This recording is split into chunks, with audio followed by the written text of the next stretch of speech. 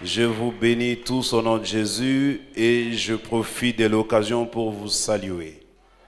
Que le Seigneur soit avec vous tous, même avec le plus petit d'entre nous. Nous allons dans le livre de Genèse, nous allons lire du 1er au 6e verset et puis du 12e au 22e verset. Il y eut une famine dans le pays. Outre la première famine qui eut lieu du temps d'Abraham, et Isaac alla vers Abimelech, roi des Philistins à Guérar. L'Éternel lui apparut et dit, ne descends pas en Égypte, demeure dans le pays que je te dirai. Séjourne dans ce pays-ci, je serai avec toi et je te bénirai, car je donnerai toutes ces contrées à toi et à ta postérité, et je tiendrai le serment que j'ai fait à Abraham ton père. Je multiplierai ta postérité comme les étoiles du ciel, je donnerai à ta postérité toutes ces contrées, et toutes les nations de la terre seront bénies en ta postérité, parce qu'Abraham a obéi à ma voix, et qu'il a observé mes ordres, mes commandements, mes statuts et mes lois, et Isaac resta à Guérar. Nous allons voir ici que Dieu avait béni Abraham, il a vraiment beaucoup béni Abraham, mais dans cette bénédiction, il y a quelque chose que parfois nous ne ressortons pas, c'est que, et pourtant on l'a dit ici, c'est que Abraham a été béni, mais dans un territoire étranger. Abraham, toute sa vie, il a vécu chez autrui. Il n'a jamais vécu sur une terre qui lui appartient. Il a légué cela aussi à ses enfants. Bien-aimés, écoutez-moi. Je voudrais souligner ici une chose qui est très importante et qui fait que la plupart des enfants de Dieu n'arrivent pas à percer dans leur vie parce que la chose n'est pas bien comprise. C'est laquelle? C'est que la promesse de Dieu, elle peut vous être donnée bel et bien par Dieu lui-même.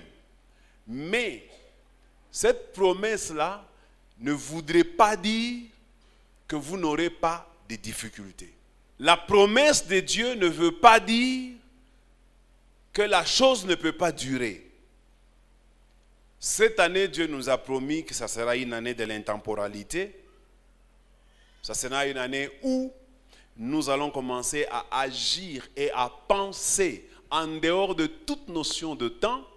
C'est-à-dire, nous allons commencer à faire des choses avec Dieu qui ne seront pas variables par la puissance du temps. Vous savez qu'il y a des choses qui disparaissent avec le temps. Hein? Il y a des choses, même si ça peut vous faire mal, même si ça peut vous réjouir aujourd'hui, mais avec le temps, ça disparaîtra. Donnez-moi un bon amen.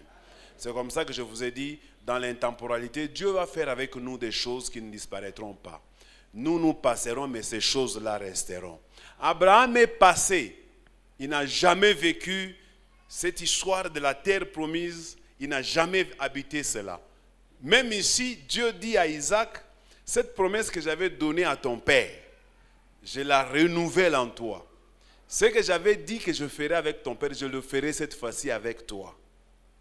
Donc, mais ils sont encore étrangers. Ils sont encore locataires. Peu importe le temps que les promesses de Dieu peuvent prendre, Dieu finira toujours par les accomplir. Peu importe ce qui se passe, une promesse de Dieu est intemporelle. Donnez-moi un bon amen. Je dis, une promesse de Dieu ne dépend pas de temps. Les gens peuvent prophétiser. Les choses peuvent changer, les hommes peuvent passer, mais ce que Dieu a dit, si cela est vraiment venu de Dieu, Dieu finira par l'accomplir. Peu importe le temps. D'ailleurs, devant Dieu, c'est pourquoi je vous avais dit que Dieu lui-même, il est intemporel. Parce que Dieu n'est pas concerné par le temps. Dieu agit et pense en dehors de toute notion de temps. C'est-à-dire, 1000 ans est comme un jour est comme 1000 ans. Ça veut dire qu'il y a une confusion des jours devant Dieu. Dieu ne sait pas compter les jours correctement. Parce que comment 1000 ans peut être comme un jour? Et comment un jour peut être comme 1000 ans? C'est que Dieu, le temps, c'est quelque chose qui lui échappe. C'est quelque chose qui ne fait pas partie de son vocabulaire. Parce qu'il n'en connaît absolument pas. Et je voudrais que l'Église comprenne aussi, en tant qu'Église de Dieu, nous sommes d'une manière ou d'une autre connectés à une intemporalité tous, d'une manière ou d'une autre. Parce que nous vivons ici sur la terre, mais nous avons des promesses qui s'accompliront plusieurs années plus tard.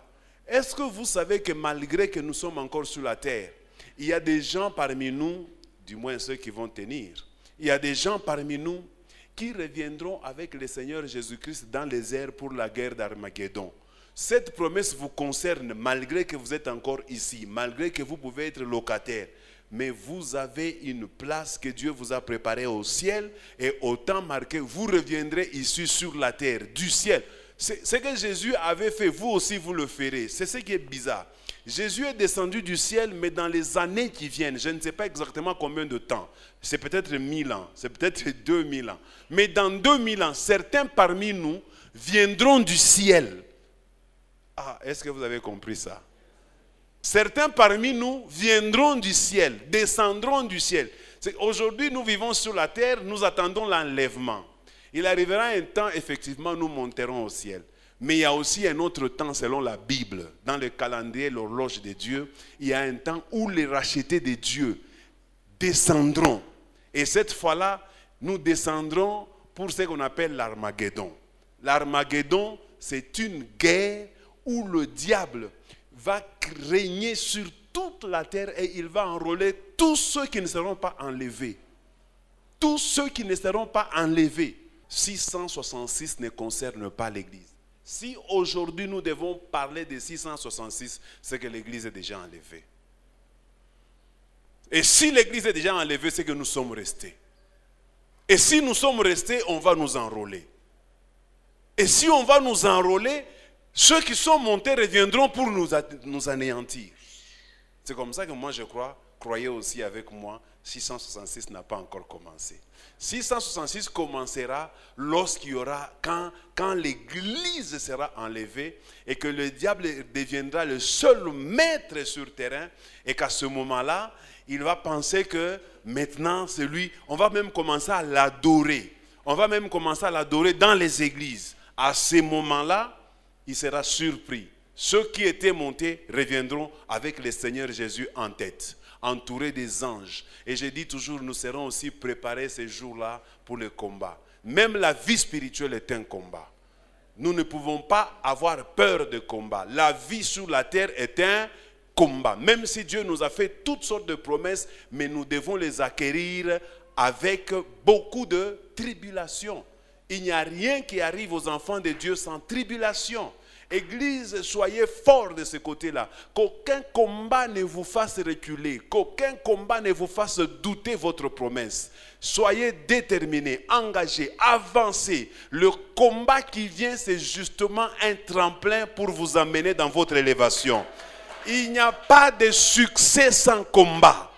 Il n'y a pas de bénédiction sans combat. Même Jésus, pour être béni, il a combattu. Abraham, pour être béni, il a combattu. Isaac est en train de faire son combat. Un homme de promesse ne fuit pas devant les difficultés. Ouf. Est-ce que je peux encore dire quelque chose? Quand un homme de promesse est rejeté, le rejet d'un homme de promesse n'est pas une perte, mais le rejet d'un homme de promesse est une direction. Oh, tu n'as pas compris. Là où les hommes t'ont rejeté, Dieu saisit cette opportunité pour te montrer une autre direction. Chaque fois que les hommes te rejetteront, ça veut dire que Dieu veut te donner une nouvelle orientation. Un homme de Dieu qui a la promesse de Dieu, il ne recule pas devant les tentations et devant les combats qu'il peut rencontrer sur la terre. Donne-moi encore un bon amen. Je vais vous rassurer, mes amis. Le diable est tellement têtu.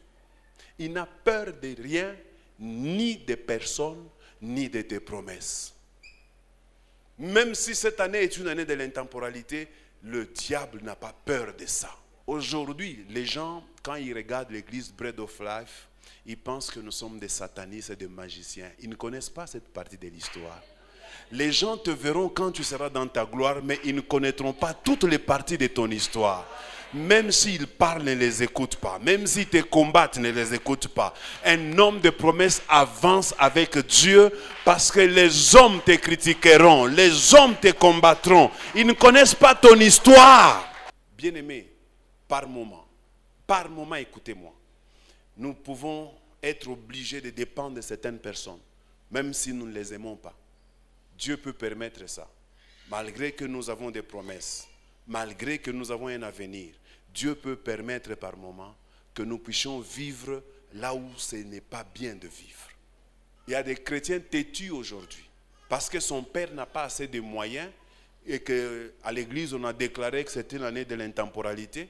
Il regarde les conditions dans lesquelles il vit chez lui, il dit bon, je décide, je quitte ma maison, je vais vivre à l'église. Ce n'est pas une bonne idée, je ne t'encourage pas. Reste chez tes parents. J'en ai connu certains qui m'ont dit papa, chez nous là, si mon père commence à se bagarrer avec ma mère, toutes les casseroles sont en débandade. Nous tous, nous sommes dehors. Même si c'est comme ça, je t'ordonne de rester là-bas. Il y a un temps où il faut accepter d'être sous tutelle de certaines personnes. D'ailleurs, moi je dis toujours, quand Dieu permet que vous ayez des mauvais parents comme cela, ça veut dire que Dieu veut vous apprendre quelque chose. Qu'est-ce qu'il veut vous apprendre? Ne devenez jamais comme ça. Si nous ne sommes pas dociles et que nous ne faisons pas ce que Dieu nous ordonne de faire, nous n'arriverons jamais à hériter des choses que Dieu a préparées pour nous. Parfois, pour hériter certaines choses, il faut avoir un grand cœur pour supporter des choses qui sont insupportables. Il y a des gens qui aiment toujours le vite fait, qui n'aiment pas retrousser les manches. Retrousse les manches si tu veux avoir quelque chose de bon et d'excellent. Retrousse les manches. Dans la prière. Retrousse les manches, serviteur de Dieu, dans la lecture de la parole de Dieu. Cherche l'inspiration divine. Retroussons les manches, prestime. Arrêtez la facilité. Quelqu'un d'autre a préparé, vous venez, est-ce que nous devons composer des mouimos? Même à la maison, il y a des jeunes filles qui sont comme ça. Quoi, oui, pika? Ah, nous n'avons kichwa. Kama karibu na hivya. Karibu kumezi, kichwa kinaishi. Pale yeye anaanza kureklamia, ah, mimi mnampechaka loko hivi. Bampe na yeye kinene, ile anaanza kuipika, bigo matata kuipika. Mimi nashikilia bana mke buluma, ceux qui préparent là, acclamez un peu pour eux. Merci. Frère, si une femme a préparé pour toi, mange. Mange calmement. Si ce n'est pas bon, tais-toi seulement. Moi, je prépare de temps en temps. C'est pas facile. Hein?